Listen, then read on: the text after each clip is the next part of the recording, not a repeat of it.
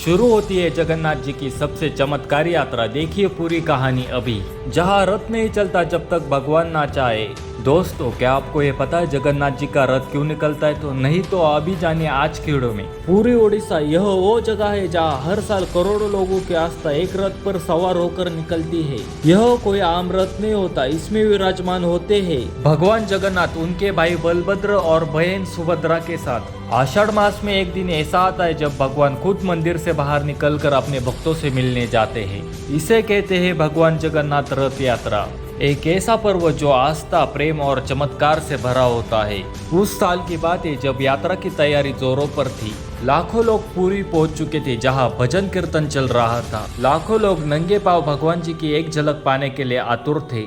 3 विशाल लकड़ी के रथ सज कर तैयार थे। भगवान जगन्नाथ जी का रथ सबसे ऊंचा, बलभद्र जी का सबसे बड़ा लंबा रथ, सुभद्रा जी का सुंदर रथ स्तंभ। जैसे ही मंदिरों के पट खुले, जयकारों के गूंज से आकाश फट पड़ा। जय जगन्नाथ। उस भीड़ में एक बूढ़ी माँ खड़ी थी, 80 साल की, झुकी कमर और कांपते हाथ, लेकिन आंखों में एक उम्मीद। बस एक बार भगवान जी के रथ को छू लो और मेरी जिंदगी सफल हो जाएगी। वह बूढ़ी महिला रथ के पास जाना चाहती थी पर भीड़ ने उसे जाने नहीं दिया। थक कर वहाँ बैठ गया और आंखें बंद करके भगवान से बोली, प्रभु मेरी भक्ति सच्ची है तो एक बार मुझे रथ को छूने दो। और चमत्कार वही हुआ। हजारों लोगों के भीड़ के बीच चलते चलते भगवान जगन्नाथ जी का रथ अचानक रुक गया। रथ को खींचने वाले सेना के जवान, भक्त और सब हैरान हो गए। कई लोगों ने मिलकर कोशिश की पर रथ 1 इंच भी नहीं हिला।